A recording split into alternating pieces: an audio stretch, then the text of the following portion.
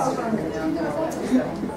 everybody, welcome. We're going to get started. Sorry we were a couple minutes late getting going, but we've got a great program for you today. For those of you who don't know, my name is Teresa Hurley. I'm the Associate Executive Director of the Contra Costa Bar. And I'm just going to do a little bit of housekeeping before we get started. So if you need to use the restrooms, you go out to the right, across the breezeway, and then to the left of the elevators are the restrooms. We've got drinks and some eats in the back. Please take as much as you want, because the more you take, the less I have to take home. This program is part 3 of our 6-part law practice management series. If you missed the first 2, we have videotaped those, and you can find them on our self-study part of our website. And then we have 3 more coming up. We've got one, it's always the 3rd week of the month, 3rd Tuesday of the month here, except for August. We take a break because we figure most of you guys take vacations at that time. At least that's what we find. We put programs on in August and people don't come because they're busy doing other stuff. So, but the next one will be July, I think it's the 18th, but don't quote me on that because luckily all the flyers went that I set out back there about the program, so people are very interested. And then we'll have them again in September and in October, and we hope you can join us. And if you do end up attending, signing up for all of the programs, you actually get the last one for free, so it's a great deal. So I'm going to introduce James Wu, who is the attorney for our board who is in charge of the Law Practice Management Series. So he's helped to get this whole thing organized, and he's going to introduce our speakers. So, James. Thank you. Please. I can't take all the credit. I do have a co-chair, Elba Harding, who couldn't be here with us tonight, but she is also an attorney on the board of directors of the Bar Association. And we've had the pleasure to put together the Law Practice Management Series again this year. And as we go through, we would love your feedback about other programs, other topics, potential speakers. If you like to be a speaker, that would be tremendous help to us for next year's program and beyond. With that, we're very privileged to have our speakers here today. We have Itzel Berrio. She graduated from the New York University School of Law in 1997. She has over a decade of experience as an attorney and most recently served 5 years in the office of the Chief Trial Counsel for the State Bar. So watch out. While there, she witnessed firsthand the unfortunate disciplinary consequences faced by attorneys who failed to properly communicate with their clients, opposing counsel, judges, and the state bar. So we are very fortunate to have her here. Along with Itzel, we have Marina Smerling. And Marina graduated from the University of San Francisco School of Law in 2006. She has previously worked as an employment lawyer, so I too am an employment lawyer, so it's great to have another one in the mix. She brings nearly a decade of training in nonviolent communication. We'll have to ask her about that. Since 2011, she has been teaching communication skills to both lay people and professionals, including attorneys. And she's also undergone extensive mediation training and helps parties to find common ground upon which to obtain win-win solutions to their seemingly intractable positions. So with that, I give you our 2 presenters for the evening. Thank you.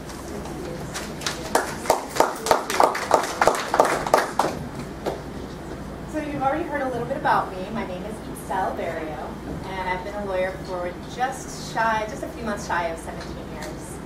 I currently work as a coach for lawyers and other mid-career professionals who are seeking greater life and work satisfaction. And before this, I did work at the State Bar, in the State Bar's disciplinary unit. While I was at the State Bar, I saw, as was mentioned, I saw many of the worst possible outcomes of poor client communication, including the imposition of some pretty serious disciplinary charges. This really inspired me to study various forms of communication practices and techniques, and to eventually co-found Wiseheart Lawyering with Marina. I'm now a trainer in nonviolent communication, and I'm passionate about sharing communication skills with lawyers that go beyond simply ensuring that they meet their ethical duties, but also that improve the quality of their relationships, both professional and personal. So that's a little about me. And I'm Marina Smerling. Nice to have you all here with us this afternoon. And so I began practicing law in 2006 as an employee employment law attorney, and I currently work as a counselor and a communication coach. I discovered early on in my career as an attorney that I had a particular gift in the legal world for connecting with individuals who the other attorneys in my office wanted nothing to do with. Whether this was an irate client, a resistant witness, opposing counsel, or even immigration and customs enforcement officers. So whenever an attorney in my firm wanted nothing to do with somebody, they would call me and say, can you please give this person a call? And I did, and for some reason I didn't understand, more often than not would establish a rapport with this person. So I began to wonder, what was it that I was doing differently that would allow me to make these connections and make practicing law not just easier, but actually more fulfilling. And as it turned out, a couple of years earlier, while I was still in law school, I had started studying this practice called nonviolent communication. And it was through this practice as an attorney that I found the ability to connect with clients, relating basically to clients not just as legal problems, but as to be fixed and to be sent away, but as human beings with feelings and needs that I could relate to. And it wasn't just about being nice to them. I mean, that was part of it, but it was ultimately about getting who they were as human beings and what they cared about. And that allowed me to build trust and to make the relationship essentially work. Before I continue, I want you just to know that you should all have a handout. Yeah, and raise your hand if somebody did not receive it. Okay, so we'll get one over here. Thank you, Teresa.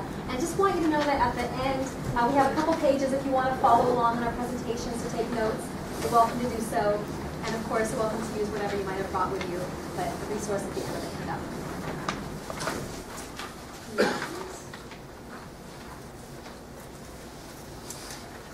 So I want to talk with you a little bit about what's so important. Why are we here? What's so important about effective client communication and client relationships? So the ethical implications of client communication are what we are primarily intending to address today. But before we get to that, I want to mention a few of the ways in which effective communication also just makes good business sense for our practices. So when you treat your clients as the most valuable asset that you have, you share not only your expertise, but actually your humanity with them, you establish a solid know, like, and trust factor, and ultimately invest in the long-term well-being of your business. And of course, when your clients sense that you genuinely care and understand who they are as people, you motivate them to return to your office time and time again, and to refer people your way who they care about and who they want to put in good hands. In addition, of course, you enjoy the relationships more. You have more connection with your clients. You understand their facts and their goals, but ultimately you find a greater sense of both personal and professional fulfillment in your work, which of course we all want. And of course, there are also the ethical obligations. Right. So the importance of effective communication by attorneys was dramatically highlighted to me while I was at the state bar. So 75%, at least 75%, usually more than 75% of the notices of disciplinary charges filed by the State Bar of California included charges involving communication issues, the attorney failing to communicate, be it with the client, the judge, or the State Bar itself. So I want to talk a little bit about the very high cost of failing to communicate properly. So it includes, of course, the imposition of discipline, which can range from private sanctions all the way up to disbarment. Disciplinary charges may include violations of Section 6068M of the California Business and Professions Code, and also the State Bar Rules of Professional Conduct, particularly Rule 3-110. And we've included the text of both of those rules in the handouts. If you want to take a look at those, you'll have an opportunity to do that as well. There's also plenty of case law on the subject. A couple of the cases appear here on our PowerPoint. And this is an issue of increasing importance with the State Bar. So in 2007, the State Bar adopted the Attorney Guidelines of Civility and Professionalism, which include a 9-part section on attorney communication in a variety of contexts, not just with clients. And last year, the State Bar began the process of developing what they're calling a civility pledge, which is to be included in the attorney's oath at the time of swearing in. Violations of either the guidelines or the civility pledge aren't currently grounds for discipline, but it's becoming increasingly clear that this is an issue of great importance. Civility, communication, communicating ethically, not only ethically, but civilly, is at the forefront of the minds of those who regulate our profession. And this is something we can't afford to ignore.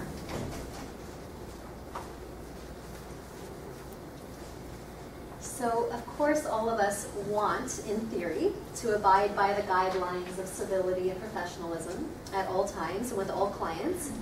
And as we know, in truth, there are some clients with whom it's slightly more challenging to find our civility than others, right? So the good news is that this afternoon, we're going to share with you some concrete tools for more effective and satisfying communication with all of your clients, including the ones who push your buttons, including the ones who might become angry or disrespectful or are overly demanding and unrealistic about what it is that you can do for them. And it's our hope, too, that the tools we're going to share with you today will provide you with greater satisfaction and meaning in all of your legal relationships, as well as in your personal ones. So let's get started. And these are the first three of the 4 steps that we'll be covering today. So step 1, get present first. Step 2, listen to connect. And step 3, get agreement to transition. So let's just dive right into the first step. So get present first. So the first step in any situation is to get present. Attorneys experience tremendous stress, as you know.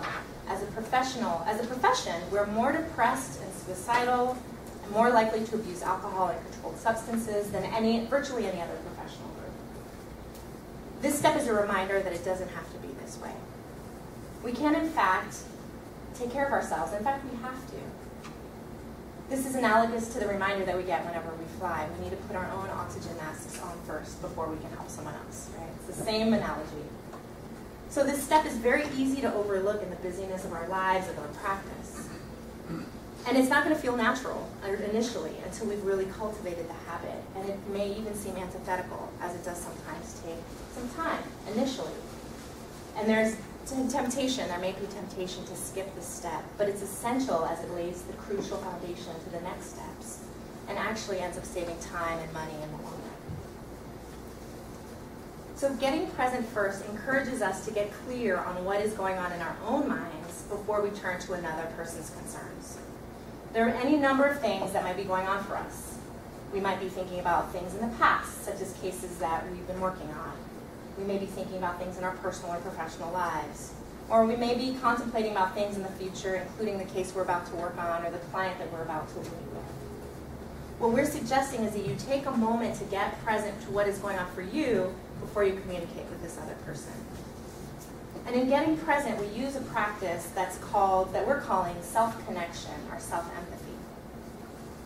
So the first step in getting present is to start by identifying what is going on for you. What are you feeling in any given situation?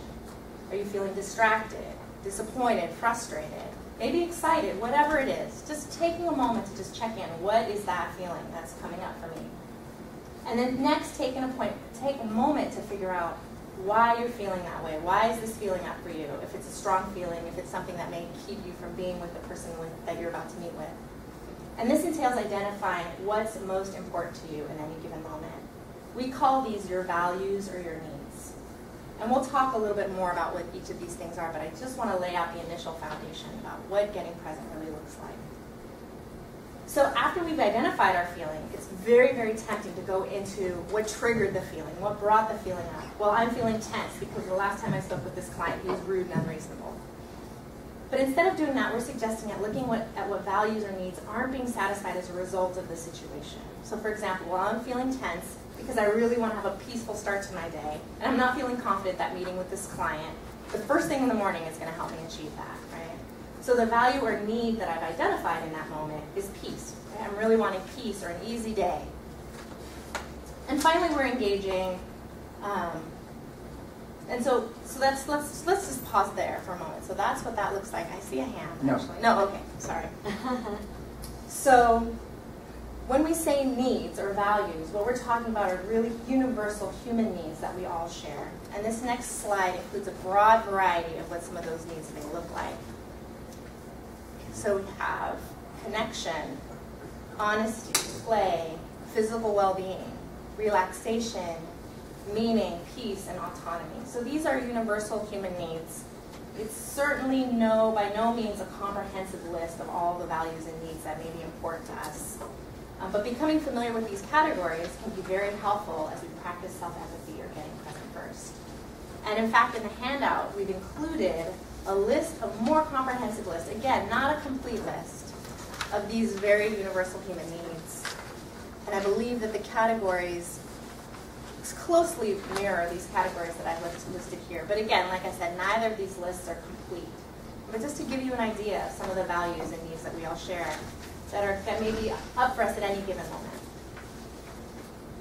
So again, this practice of identifying our feelings and our needs and then acknowledging them takes time and practice, but it's one of the essential building blocks to better communication. And it's the essential building blocks to the practice of nonviolent communication that you've heard so much about. So remember, you have to put on your own oxygen mask first before you can help someone else. And I'd love to just take a moment to show you what this could look like, this getting present could look like. And I'd love a situation from someone's life, if you're willing to share. It could be a personal situation, a work situation, and I'll just take it on as my own situation and demonstrate what getting present might look like for me. Yes, thank you.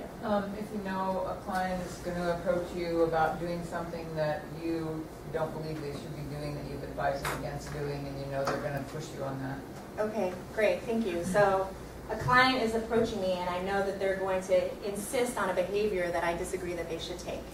And I've already advised them to not take it, and I know they're going to push me on it. So I'm in my office, I know that our meeting is going to begin in 2 minutes. So I just take a moment for myself to get present. I'm already, and so it might look like something like this. So I'm going to see this client. I have a feeling, I know how this is going to go, and I'm already feeling frustrated. I'm already feeling frustrated because I really want the client to understand that there are going to be consequences to this action that they want to take. I'm frustrated. I'm frustrated because I'm really wanting to be heard. I'm really wanting to be heard. I really want to be understood. I want the client to really hear and understand these consequences. So it's frustration that's I'm feeling right now, and it's just being heard, being understood, clearly delivering this message. That is what I'm really wanting. That's what I'm most hoping for. So maybe as simple as that. Right? That's just the first step. It's not over yet. It's not over yet. But yeah, so are there any questions about that? How does that resonate? Is that something maybe that's up for you with that client? The desire to be heard and understood and really gotten for the consequences. Yeah, it happens all the time. It's really hard to get them to listen because they're on their own agenda. Yeah. But yeah, that makes a lot of sense. Yeah, great. Thank you so much. Yeah. I deal with a lot of clients who have just never taken responsibility for their conduct and are full of anger. I do child welfare work and some criminal defense. And usually it's, when they first come to me, it's everyone else's fault. You know, it's the other parent's fault, and then they proceed to tell me all of the, blemishes that that parent has, or it's, the police, the law enforcement, the attorneys for the children. They never take any responsibility.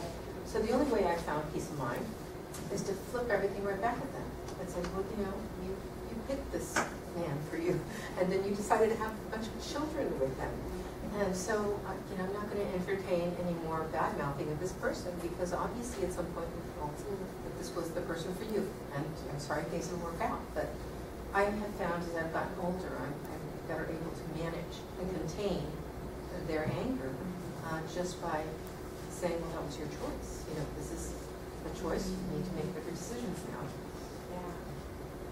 Yeah, I can imagine when you know you're going to see a client and you're expecting that kind of just blaming everyone else and not taking responsibility. You're already feeling a little bit maybe frustrated or... Well, some people just want a cheerleader. They want to be, they want to be validated in their viewpoint, even though it may be completely skewed. Yeah. So you're wanting a little bit of clarity on your role and what you can offer. Well, I just say you're here for objective information, and I'm here to help, and this is what I can do. But I'm not going to pass judgment on anyone else involved or any of the facts. The facts are what they are.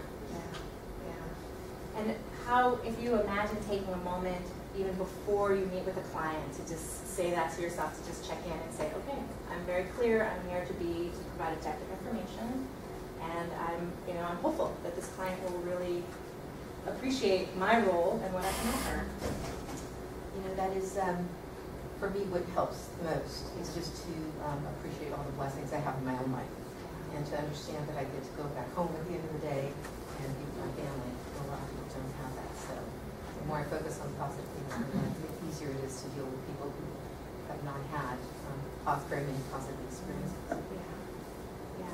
And I really appreciate that comment, because with this practice of self-empathy, it's easy to believe, oh, we only use it when we're feeling bad, and we only use it with bad feelings that arise, or challenging feelings that arise. But it's really an opportunity to even say, wow, I'm feeling really grateful that at the end of this conversation, however it goes, I get to go home at the end of the day, and I get to be with my family. So it's something that we can use, even for gratitude, joy. So I really appreciate it.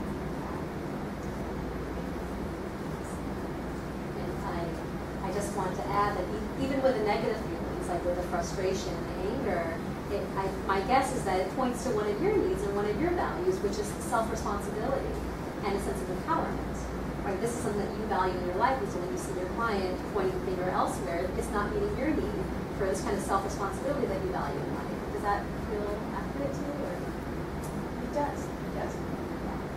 So there's something too about even when we're starting off with the so-called negative feelings, to be able to identify the values that we care about, that are ultimately beautiful, wonderful things to hold in our consciousness. Thank you for sharing. Any other questions or thoughts? Great, thank you. So just to briefly recap this idea of self-empathy. So it's really 3 steps. Identify the feeling, identify the need, and then just acknowledge, just take the time and say, yeah, that's what's important. Self-responsibility is really important to me. Or the freedom to be able to go home and spend time with my family, that's really important to me. So that's how we begin. That's step 1, getting present.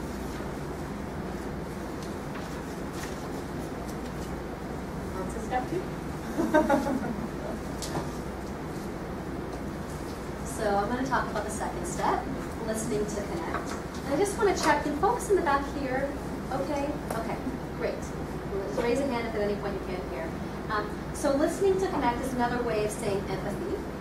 And it essentially means listening for and empathizing with our clients' feelings, needs, and values. So just as in the first step, we want to get present to our own feelings and needs before we even meet with our client, when we listen to connect, we put our focus on getting present to our clients' feelings and needs, which oddly enough tend to look a lot like our own.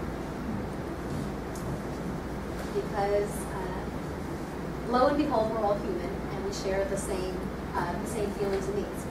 So our choice or our strategies to meet our needs might look quite different from our clients. For example, if we're in a particular going to settlement with a client, the client might want us to take a very aggressive approach, and we might want a more measured approach, but both of us value reaching a fair and just resolution, right? So ultimately, we share the same basic needs for support, for safety, relaxation, meaning, etc., but we might go about meeting those needs quite differently.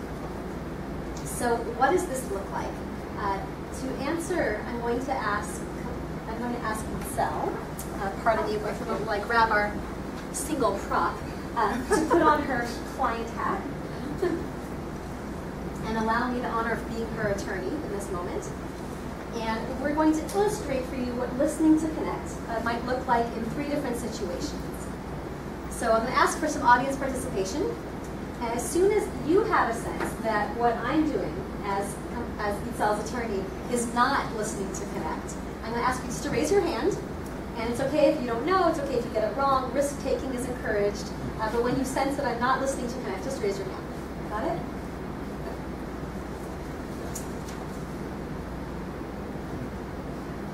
Thank you. No problem. So, first scenario.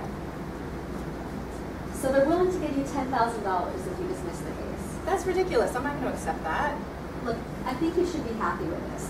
They first offered just $5,000, then they threatened to walk away altogether. Now they're doubling their offer. Nope. Really, it's time you just count your blessings, and you gotta be grateful. No way. Okay, great. Saw a few hands pop up. So, what did you notice that I was doing that was not quite listening to connect? Yes. Did you give her a chance to talk at all and explain what she was feeling?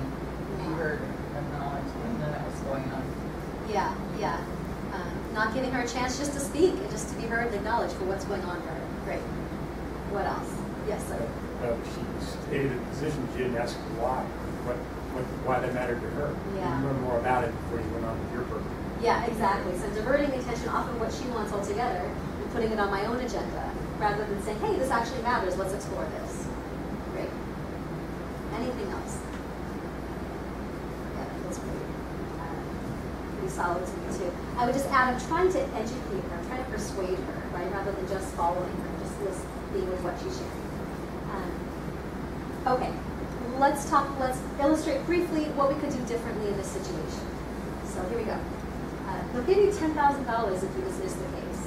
There's no way. There's no way I'll accept that. That's ridiculous. I'm guessing it just feels shocking and surprising to you because you so want acknowledgement for all the harm you experienced. Yeah, at least. I mean, it's not just the cost of what I lost, but also just pain and suffering that I experienced. Yeah, so to be really seen and gotten, this is more than the money that's at stake. This is the emotional suffering that you've gone through. Yeah. Okay. Right? So doing my best just to guess at what her underlying feelings and needs are. Yeah? Okay, thank you. Scenario 2. Here we go. So, my sister and I used to be so close, but then about a year ago, she just stopped talking to me, and now we can't even figure out my dad's estate. We can't settle this. Listen, don't let it get to you. She's going to come around. And besides, I've had clients who haven't spoken to their siblings in decades. 1 year's nothing. Don't worry about it. Yeah, I guess. Yay, hands. Okay, great. Teresa. Yeah, I mean, you were basically just kind of discounting her altogether, her concern. Yes, discounting her concerns. Yeah, belittling her in a way. Yeah, what'd you hear or see? Yes. Belittling her. That's what I would. Yeah, basically. And negating her feelings, telling her, don't let it get to you. Don't worry about it, right? Don't feel what you're feeling. I'm also one-upping her, right? I'm telling her, you should be grateful. Others have it worse than you. Why are you upset? Yeah? So another way of negating her experience and then minimizing or belittling her in 1 year is nothing. So let's do a quick replay of this one. So, yeah, it's about a year ago, my sister just stopped talking to me, and we used to be so close, but now we can't even figure out how to settle my dad's estate. Sounds like you really miss her. Yeah. Miss that connection with your sister. It's valuable to you. Yeah, especially during this time. I mean, we just lost our dad, and she's the only person that really can understand what that means. To be able to have some companionship around the death of your father and your own about it. Yeah, absolutely. So trying to sense into what's really going on for her. Wanting companionship. She's wanting to have some company in mourning with. Just missing the connection with her sister. Okay. Last one. Beyond. Yeah, I don't know what they're gonna take. If they end up auditing me, I could end up losing my house, my cars, everything. So listen, the first thing you need to do is just calm down. Okay, just calm down. I've done this 1,000 times, so let me do the worrying. And I just need you to answer a few questions. Oh, you just don't get it.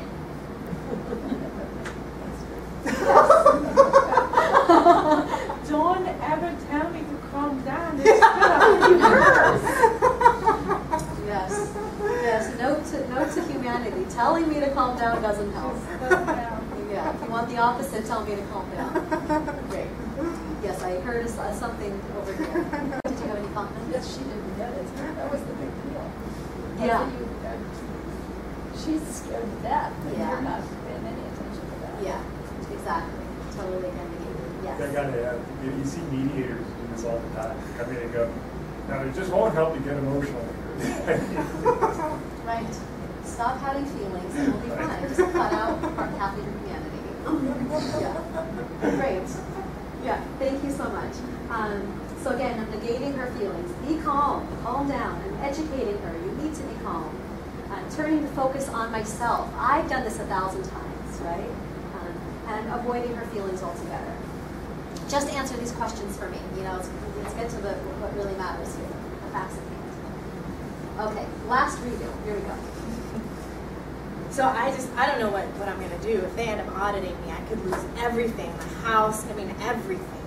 Sounds like you're really scared, that you're scared to death. Yeah. You really care about your home and sense of stability, financial security. Oh my gosh, yes. I mean my family. I mean, it just would be devastating. You really want to care for your family. Yeah. Sorry about this, how this might impact Yeah. you. I mean, that's really the hardest part. Great. And so again, trying to hone in on what are her needs, what are her values here? Home, family, stability, financial security, and scared to death. Okay, thank you for being such a fabulous audience for our brief role plays. And now we actually want to give you a turn. So we're going to ask you to play the attorney, and Itzel is going to keep her client hat on for the moment. And she's going to tell you in her intake what she's here for. And I'm going to ask that you all, as her collective attorney, make some guesses as to how she's feeling and what she's needing or what she's valuing. Got it? Okay, here we go. So I've been living in my home for several years. I have a neighbor who's been in his home for decades. And then I recently noticed that his tree is damaging, the roots of his tree are reaching under my fence and damaging the foundation of my house. And this guy refuses to do anything about it. He's telling me that the tree is so beautiful, it's so important, it's been in his family, and I don't know what. But the fact is my house is being damaged, and I need help. Great. What do you imagine Itzel, your client, is feeling, and what is she needing or what is she valuing in the situation? Yes. I would take a wild guess that she's frustrated because communication with the neighbor is not successful. And I would take a wild guess that I could help her communicate better with the neighbor being a third party and not being in the middle of this issue. Yeah. Yeah, communication is definitely up for me as the client, definitely an issue for me. I'm just really not able to communicate to this neighbor that my house is being destroyed. I mean, I appreciate the beauty of the tree, but what am I going to do? Where am I going to live? You know, if the house gets irreparably damaged. Anyone else? Anyone else want to make a guess? Yes, sir. So security is up there. Security of her home. Yeah, absolutely. I want to just know that this house is going to be a place I can live and I can pass on to my kids at some point. Yeah. Anyone else burning with a guess? No burners. Thank you. Yeah. So thank you so much for your fabulous attorney listening. And okay, so I'm just going to review briefly. Second step, listening to connect. If you will, my finger finds the slide button. Okay. So this is just 2 steps. Acknowledge client's feelings, acknowledge client's needs or values, and again, you have a starter list in your handout, these 2 pages. Okay, great. So I want to just emphasize for a moment why this is important, right? Why do we do this? Why do we waste, so to speak, our valuable time providing a shoulder to cry on instead of getting to the point and addressing the legal issues at hand? Right? We're attorneys. We're here to solve people's problems. We're not here to be their emotional counselors. So why even spend time doing this? And we want to suggest to you that particularly when your client is showing strong emotions, whether it's anger or fear or grief, that it's important to listen, to connect, or empathize for the following reasons, which you see behind me. Number one, it helps us to better understand our clients and their goals.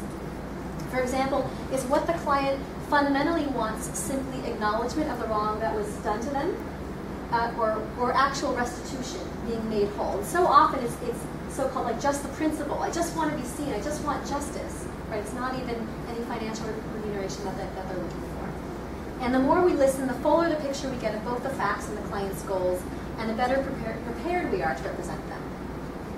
Okay, number two, listening to connect is what builds trust. When your client feels heard, when they feel like you understand what matters to them, they can relax and trust in your presence that you're on their side, right? And it gives your client a sense of connection with you as a human being, in addition to being their attorney, which makes you more likable and trustworthy. And this impacts, again, not only your immediate relationship with them, but actually the long-term viability of your practice as a business, right? You want them to keep coming back and sending people they value your way. Okay, so builds trust. Number three, it fosters cooperation and ultimately a more efficient relationship with your client. Yes, I did just say it's actually more efficient. There's less of a struggle around both fact-finding and case strategy, and your communications actually require less time, not more. It requires less time, not more, when you take a moment to get on the same page as your client and say, I care about you as a human being, and I understand that these are what your values are. And here we have a working relationship, we can work more quickly and efficiently together. As you saw in our role play, once Itzel felt heard, she herself transitioned the focus from ranting and talking about her emotional state to talking about the case itself. So our motto essentially is, spend more time now and spend less time later. Okay? Which brings us to number four. The more we connect with both our clients and our own full humanity as attorneys, the deeper our sense of personal satisfaction and fulfillment in our work. So the more our own needs, our own values for meaning and connection are met through our work. Again, want to acknowledge all of this can seem quite contrary to our role, which is to be their attorney, not their best friend. And our job is to solve their legal problems. We're expensive, our time is valuable, we're busy. Yet we want to suggest to you that far from being a distraction from the real issues, that this step of listening to connect with your clients is actually essential to understanding your client, getting the whole story, being able to better advocate for their needs, and building the relational trust and credibility that's actually going to make your practice more attractive and viable in the long run. So I have a comment about understanding goals. Great. When a client first comes, one of the questions I ask is, what are you looking to get out of this case? And if it's a criminal case, they'll say, whatever you do, I just can't go to jail. I just do not want to go to jail. I have 2 children at home, blah, blah, blah. Yeah. And so what happens is that I try to get them not to go to jail. And so if I get an offer for them not to go to jail, then the goal changes. And then they don't want a felony. And, just the more I get, it seems the more they want. And that's part of the frustration of my job sometimes. Because I originally go with what they told me they want, and then when they see that that's been achieved, then they won't. Yeah. And so I would actually, with this, go back to step 1, getting present. Oh, wow, I'm feeling frustrated. I have a need for ease and efficiency in my practice. I have a need for clarity and consistency, right? I'm depending on what you're telling me, right, when I'm deciding how to go about this case. So starting there, right? And then from there doing the listening to connect. I want to say, I want to see if you have anything that you want to chime in and then I want to come back and just. Well, my point is a little different, and it may be what you're moving toward, which is when a client talks about not going to jail or not wanting to go to jail, part of what they're really pointing to is what Marina highlighted was a strategy rather than a need. So they were staying on the level of what they think would meet their needs without telling you what their needs are. So in that moment, is the need to be seen by their peers as innocent, or is their need freedom, or is their need care for their children? And if you get to that deeper need, so the more universal need, it may help where they really ultimately want to go. It may turn out, oh, it's not so much jail, it's more the idea of having a felony on your record, or, you know, if you get to the clearer on the need, that can help. And sometimes it doesn't, you know, sometimes they'll still change. But the problem with being, when clients do that, is that I have gone to someone else to get an offer. I have said, you know, my client will, this can be resolved for this. And you don't want to look like a horse's ass when you have to go back to them and say, oh, my client changed their mind, I'm so sorry, you know, let's have a do-over. Because I sense that I lose credibility when I've represented that this is what my client will accept. And so for me, it's very uncomfortable to have to do that. Yeah. It sounds embarrassing, right? You're wanting dignity, you're wanting respect. Exactly. And I want to just highlight what Itzel was sharing here, because I think this is one of those places where if we start with the needs at the beginning, what is it you really want? You want to stay in connection with your family, you want to receive your innocence, that then we can start to explore all the possible strategies that the client might want to meet those needs, so that it doesn't come up as a surprise later. The more you get the client's values from the get-go, the fewer surprises down the road. And I think you can feel the passion for the endless surprises that you get. Yeah, imagine wanting a little more ease there. Yeah, and I would imagine, and I would just add one more thing too. I imagine that the client themselves aren't clear on what their needs are. They're hearing jail, they're just saying no jail, whatever it is, no jail, and they themselves aren't even clear on what is important to them. And so this exploration may be particularly valuable to these clients that kind of jump to the answer. This is what I want. Because they're not really being clear. Well, what is underlying that decision? So that may also be of some support. Anyone else? Any questions, comments about what? Yes, sir. So aren't you're kind of saying that this process is recursive, meaning you might go back and do your own checking, like digging a little deeper and investigating the clients as matters of court. I think that's what you're going to say. Yes, exactly. And we'll the intuitive or psychic. This is coming up later in our presentation, but yes, absolutely. We get to come back to these steps at any given random moment because life is completely unpredictable with clients. And I can show you all that. Visiting step 2 again. Absolutely, and I even saw it actually happening organically in the role plays we did, right? So we came to communication. I said, yeah, that's it, and then we got to security, right? So I wasn't even thinking about that until, oh right, communication, and then I realized, wait, there's something else, and that's what happens. That definitely happens. So, and when we offer our client that space to express, to share, to explore, they themselves discover things that they were not aware of. So, yeah, thank you. Yes, one more.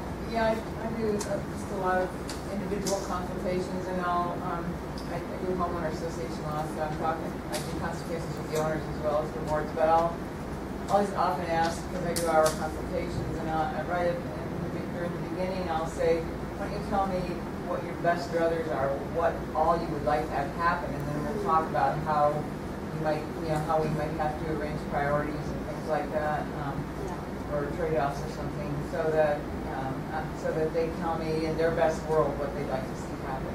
Yeah. And that helps me give them the freedom to express what they want, and then me to get a real picture of, okay, in my mind now, how do I have to shift this around to talking realistically about what trade-offs might be. Great. Limited surprises from the get-go. Tell me everything you've ever wanted. Give me the dream list. Right. Great. But you can take that a step farther. I do family law, so right. I'm involved with Yes, that. I bet. You can take it a step farther by asking them when they've told you what they think they want. Okay, if I get that for you, what will that look like and how will that feel? And will that be including what you want? Yeah. So that they can then do that whole thing and do the thing of, well, it isn't really just the jail that I don't want to go to. I really want these other things. Yeah. Because I mean, you have to take it so they played it all the way up. Because if you say to them, okay, I get you that. Is that really what you want? Is that really the only thing that you want? Or is there a lot more?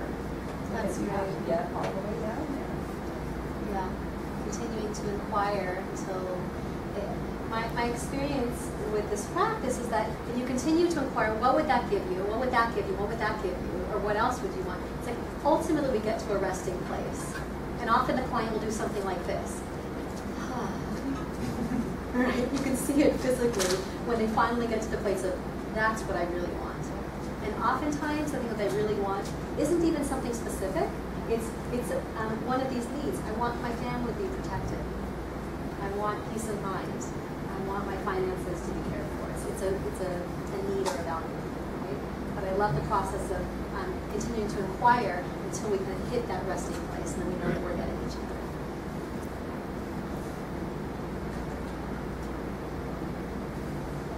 All right, any more questions on that?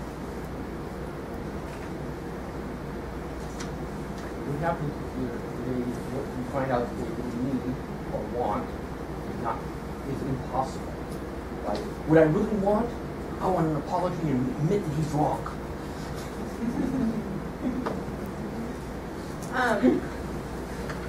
Yes. Yes. And that's when I would just stay with them on that, and really do that exploration. If you get that, what would that get you? So really trying to get to the needs, you know? And oftentimes people will be stuck on a particular strategy. They will just say, no, my need is for to be seen, and the only way I'm going to be seen is to get an apology from him in writing. You know, they get stuck on a strategy, and sometimes a strategy that they want is not going to happen. You know, it's just not going to work out. And that's when we just take time with them to just mourn the fact that this particular strategy isn't going to work. And when they see your openness, your willingness to just sit with them in that, they'll often just be able to build more trust with you. You know, ultimately, I mean, we can't, this practice won't get us to make people do what we want or make people feel a certain way, but hopefully it'll at least just generate an environment of trust and care. And that's really what we want. Because it's happy clients that come back, it's happy clients and cared for clients that don't go to the state bar to complain, because we're fulfilling our duty, which isn't to give them everything they want, right? That's not our role.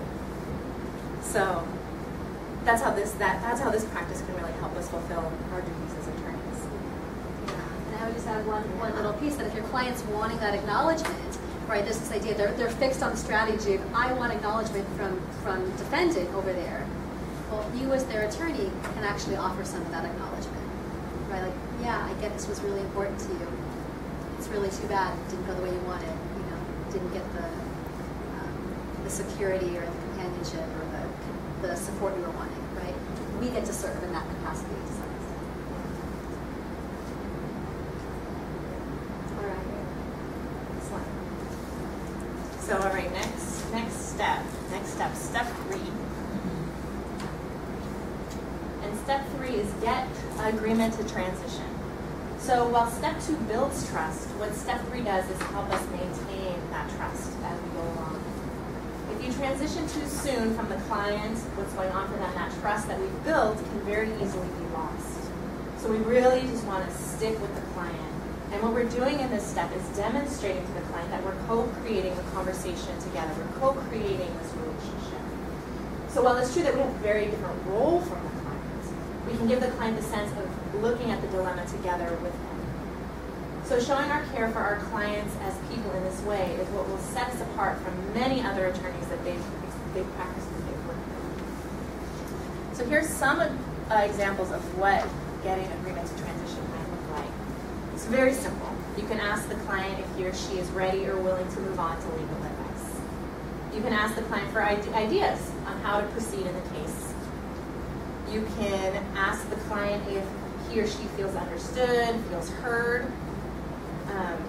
Getting transition to agreement may even just be as simple as asking, is there anything else? Right? So just co-creating this relationship, co-creating this conversation, keeping the focus on the client, and then moving on, transitioning to whatever's next. It may be legal advice, it may be ending the meeting, whatever's next. So if they're talking about something other than legal advice to their lawyer and they're paying you money, it's something they want to be heard for. It's obviously important enough to them to speak it to you in that moment. And so we really want to give them what they're here for, which in that moment is to be heard. And so we get agreement to transition before we move to camp. I think that may be wonderful. The clients are paying you for your time and you're investing your time in communicating with them. But if you have indigent clients that are court appointed, I think it's much more of a challenge for them to appreciate your time. And sometimes you get people that have serious emotional issues and mental illnesses. And I oftentimes get people who have personality disorders. So it's very difficult to move to this phase of communication. Yeah, absolutely. I can really appreciate that. The challenges of transitioning when maybe the client doesn't have an appreciation for time. I'm just repeating for folks that might not have heard, for time, mental health issues. And this practice, we're really offering an opportunity to show how we can hold the clients with care, but at the same time, we don't let go of ourselves. We need to hold ourselves with care, our own practice with care as well. And so once we've done what we really feel like we can do, time is up, or we're really not getting anywhere, sometimes the most caring thing to do is also say, look, I'm noticing the clock. We're at about time to wrap up. I really hear that you want to be heard more, but today and now it's not going to happen for whatever reason. So time, the circumstances, you can just explain that to the client and also acknowledge what might be up for them, right? So I know you want to be heard. I know that's important to you. I know you have a lot to say and you're not getting a chance to say it to me right now. But unfortunately now I'm not able to continue this conversation. So we don't completely let go of ourselves in this practice. We're really, like I said, co-creating the relationship, but co-holding both of us in the conversation. And just to acknowledge it can be challenging to assert your needs at that point. Say, hey, I have a limited time, I have my own needs for efficiency here. Can we please transition, right? So getting to hold your own needs with care. Absolutely. Does that feel helpful, or? It does. Unlike in civil cases, I guess we just substitute in new counsel, whatever we have the challenge of having to go before the judge, have the person who's got this mental illness or this personality disorder explain why you're so bad, there's been a breakdown in communication, and then finally you get the chance to defend yourself. But it's sometimes it's just it's hard not to take it personally, even if it's not your fault. Even though you've done everything to try to communicate and let this person in and assess their needs and be kind. I really hear how challenging it is to be put in that situation and not be seen for the hard work that you're doing. Yeah, I really appreciate that. And I'm really hopeful that some of these tools can help build that connection and just give you also a little more ease and fulfillment in the process, especially those challenging times. Thank you. So yeah, holding both. Yes. Your story kind of reminds me of the employment client who was asked for a summary of the suffering that you endured in this workplace with some details. Please give us details. 11 pages later, she's still writing. Oh, when am I going to have the time to read this? Yeah. And if I said, is there anything else? please don't. Right. Yeah. Just really. Yeah. But single space, 11 pages, size 8 Arial narrow. So I'm serious. That's just I can't sit down with that lady and say, is there anything else? Yeah. Or do I understand you correct? Because I'm sure I don't. Yes, I'm so appreciating these examples because it is so so much of the focus of our presentation is really about how can we just give the client everything, but really we do hold ourselves with care in the process. We're not talking about that piece, but that is a crucial element, right? Not only do we put the oxygen masks on ourselves first, but we keep it on the whole time, right? So we take care of ourselves through the process, right? We want to build as much connection and trust as can be built, and sometimes it's not going to happen in the way we would most like to see with the client. So this is a place to start, but definitely it will require much finessing, adjusting in your practice. Absolutely. I'm really appreciating that bringing this, naming that. Yeah. And I just want to add that my experience is that sometimes the client will go on and on and on and on and on because, again, like what Itzel is saying, they themselves don't know what they value. They're not in touch with their feelings and their needs. And the minute you say, wow, you sound really scared, I'm guessing you really care about keeping your home, you really care about your family, whatever it is. There's that, and the stream of words can come to a stop, right? Not always, but oftentimes that's my experience, is that once they get to their deeper value, there's a settling, and they don't have to keep, projecting backwards. Thank you very much. Very important. Very, very important to talk about in this practice. So I'm going to move on from this slide if there are no more questions.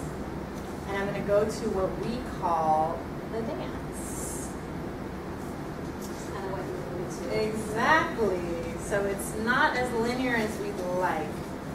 I have my little note cards, and I'll explain those in a moment. So these steps are not linear. We'll go back and forth between all three, and we have a little role play that we prepare to demonstrate a way that this might look. And I will use these note cards to just give you cues as to what I'm doing. So I have my steps 1 and 2 and 3. And there's the client. It's Marina's turn to be the client. And so I'm going to start with step 1. Get present first. Begin at the beginning. So, okay, I have this client coming in, new client. I'm curious. She sounded a little bit angry on the phone, and I really was hoping for an easy day today. So there's a little nervousness up around just having an easy day, easy first meeting. So we'll see how it goes. Okay.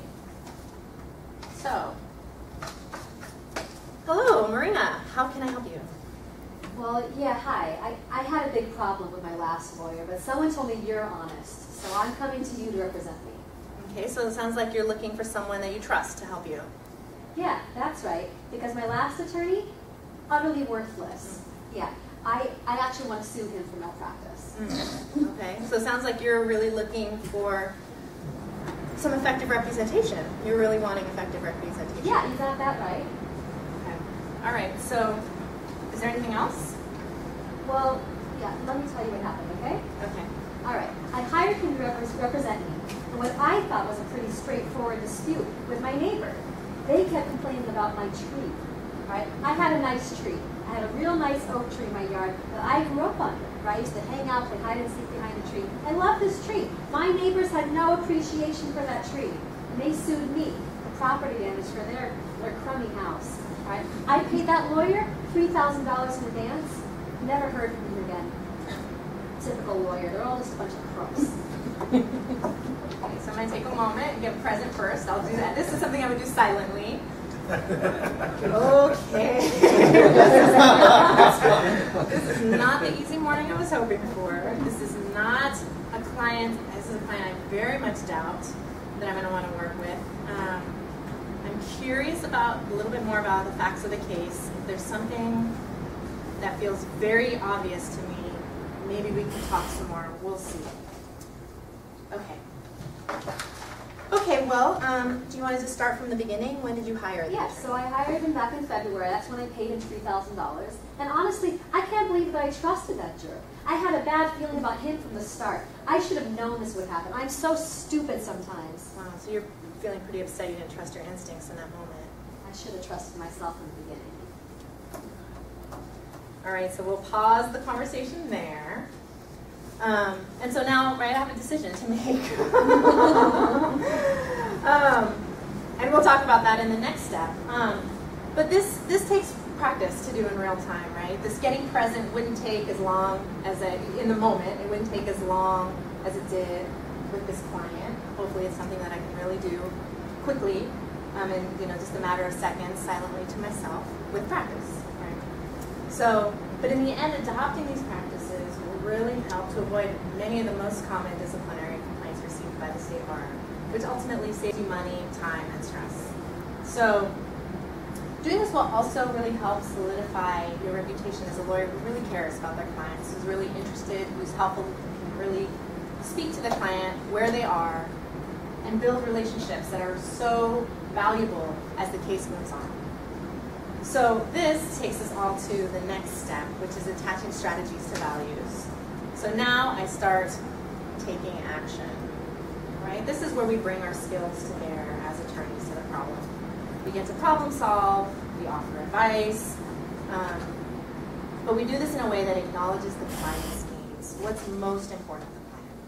So it's going to look very different, of course, in every case. I mean, it's going to depend very much on the person who's in front of you, and what's important to that person, the needs of the person that are up.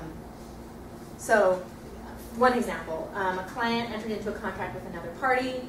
Imagine that the other party breached the contract by engaging in criminal activity.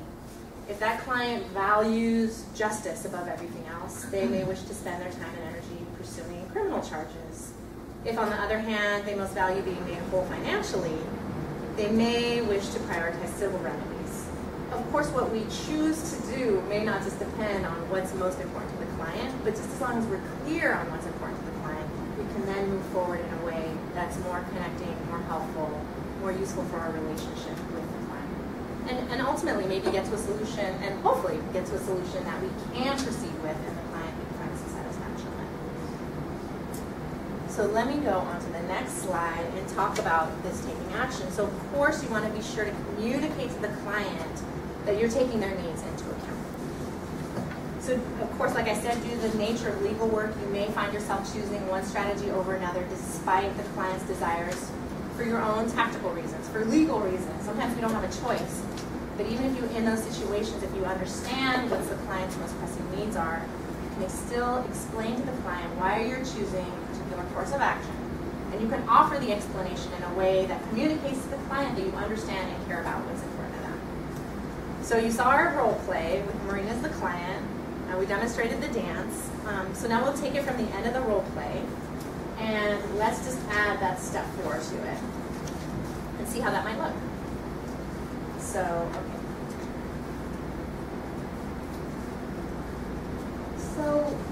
So yeah, I hired my attorney back in February. That's when I paid him the $3,000. You know, I can't believe that I trusted that jerk. I had a bad feeling about him from the start. I should have known this would happen. I'm so stupid sometimes. So you're pretty upset about not trusting your instincts in that moment. I should have trusted myself. All right, so I'll take a moment to get present first. This is someone I'm not interested in working with.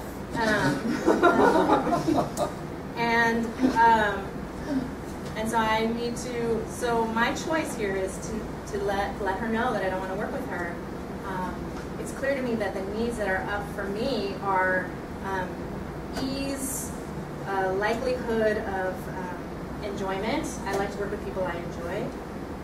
And I'm hearing her name trust and effective representation, and just given how I feel about her, I'm not hopeful that that's going to be me that gives her those things. So trust maybe, but effective representation, no, because I just don't want to work with her. So Marina, I really appreciate you stopping by. I really thank you very much for coming by. Unfortunately, it looks like this is not a case I'm going to be able to take. I know that you said trust was really important with you, so I want to be very honest with you. This case is not a case I'm available to take right now. I really wanted you to have the effective representation that you want and need, and I believe you're fully entitled to that. Although it's not going to be able to be me to do that for you, there are plenty of resources, and I can give you a couple of referrals to people that take cases like this and that might be interested. So thank you very much for coming by. I'm sorry that we couldn't work together. Thank you. So just attaching my strategy to needs, to her needs, right? She wants trust. She wants effective representation. I mean, I'm telling her that's not going to happen here. The trust may be built in this moment, but it's not going to, the representation you want is not something that I'm able to give or want to give. So attaching my strategies to her values. And that helps her, even though she's not getting what she wants from me, she's walking out of the office hopefully with a little more settledness than she would have been if I just said, sorry, it's not going to work out for me, good luck, find another attorney. Right? No matter how kindly I might have said that. So, any questions coming up? Yes? I just have a comment. It sounded like from that conversation that she was addressing two things, attorney malpractice and the tree issue, and so I think I would have said to her, you know, I can help you on this one issue, but you're going to have to talk to another attorney about that. That's not my area of expertise. And then if she's focused on that, it's a good way to move her on without saying, no, I won't represent you, which is also would deteriorate her trust for attorneys even more. But, you know, I think that a lot of times, I go through that with a client if they you know, are mad because the board's upset them and they want emotional damages and things. I'll say, you know, I'm not going to deal with any of that. I'm not a personal injury attorney, and I recommend that you get an opinion from an attorney on that. I can help you with the homeowners association issue, and that gets the focus back to where I can help, and gives me an out to not have any more discussion on that particular aspect of it. Yeah, absolutely, absolutely. And a need that I didn't touch on at all was a need around that tree. What was she getting out of that tree? You know, I heard enjoyment, fond memories. You know, I heard these things, and I didn't touch on that, but I could have touched on that. I could have said something addressing that need and saying, well, the strategy around that is that I represent you around that particular issue. But in terms of the attorney malpractice, that's not something that I do. Yeah. So absolutely. I mean, I think getting clear on all the needs on the table will really help us find strategies to meet each of those needs and effectively communicate with the client about that. Yeah. Yes. I thought that in the beginning when you got her to say you didn't trust you should have trusted your own feelings and your evaluation. I thought you were leaning to, well, I have to trust my feelings too. Bye. Yeah, absolutely. That was definitely there. I trust my instincts here. Yeah, absolutely. Absolutely. Yeah, thank you. Yes. At the same time, I think we're under an ethical obligation to warn the client that there are certain deadlines that they shouldn't be missing. Yeah. So if this attorney took the 3,000 and already missed the statute or whatever the fee issue was, then there's a malpractice, but that has a statute. So you need to kind of continue the conversation at least as long as you find out when that deadline is. Yeah. So again, just that would, you know, addressing another need, making sure that they receive the financial compensation that they're entitled to if there's a malpractice case there. You know, so if there's a statute of limitations that they're not going to be able to get that because the time is ticking, we want to express that to them. Absolutely. Absolutely. Yeah, thank you. Yeah. Any other questions?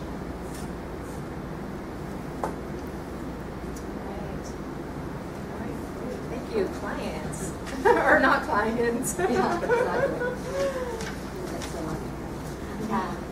Okay, so we want to recap what we've shared with you today, put all the steps together. So just to recap, our steps are simply first, get present. Second, listen to connect or empathize with your client. Thirdly, get agreement to transition, so legal advice. And then lastly, attaching strategies to your client's values. And again, these aren't linear. You get to dance with them, and they become more natural with practice. Right?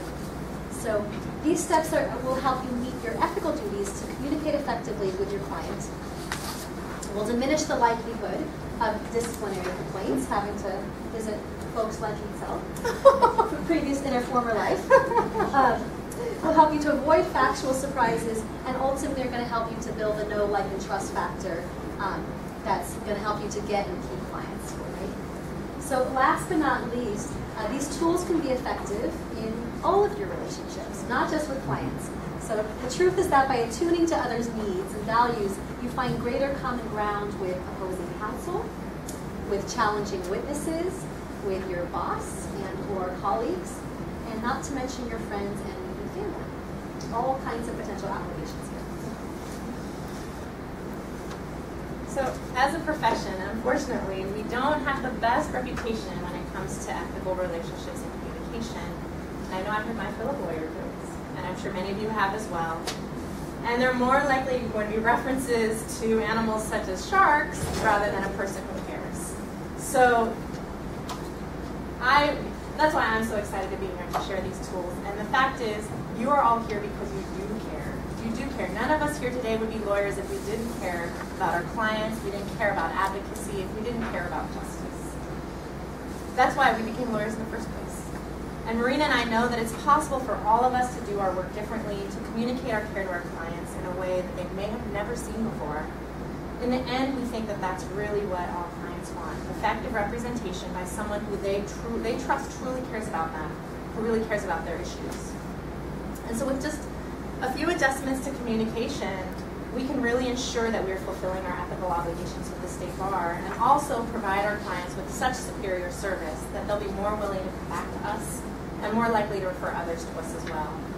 And also make our relationships with them easier and more fulfilling.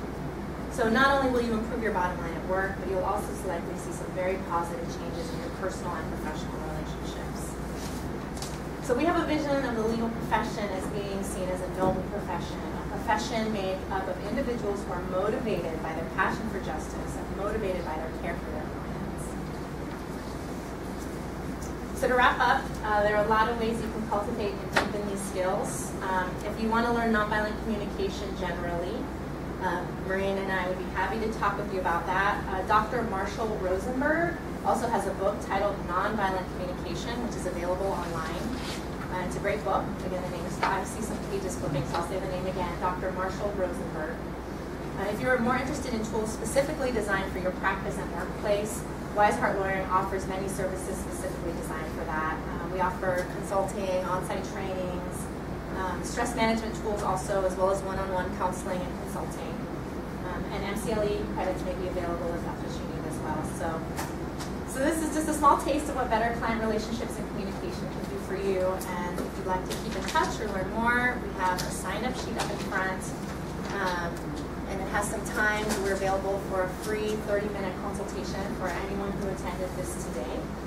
So please feel free to put your name up here at a time that works for you. And if none of the times work, there's some blank lines at the bottom. You can just give us some dates and times, and we can see what we can do. So any final questions before we complete wrap up?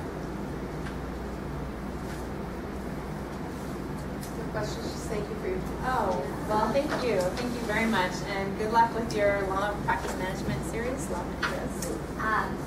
Pardon, I just wanted to point to one other handout, or one other page in the handout. We were hopeful we might have time for this, and unfortunately we didn't have time today. But you'll see hypothetical, kitchen gone awry, and ideally we were wanting for all of you to have the chance to practice, get to do a role play yourselves. One of you playing the client, who's quite upset at his sister, who he contracted to remodel his kitchen. She didn't do such a great job, got the wrong color tile and all that jazz. And to get to practice empathy, to get to practice these 4 steps with the client, right? So I would invite you to do on your own time, just read through the hypothetical, consider this is what brother, the client, is coming to you to complain about, and how might you get present in yourself when you're hearing him, receiving all this information? How might you listen to connect? What's he feeling and needing?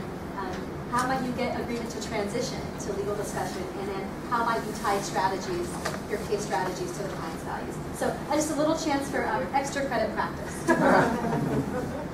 Thank you so much. Thank you for your time. Everybody can take a minute to fill out their evaluation. You can, fill it out, leave it on your table or the back table. I'll find them.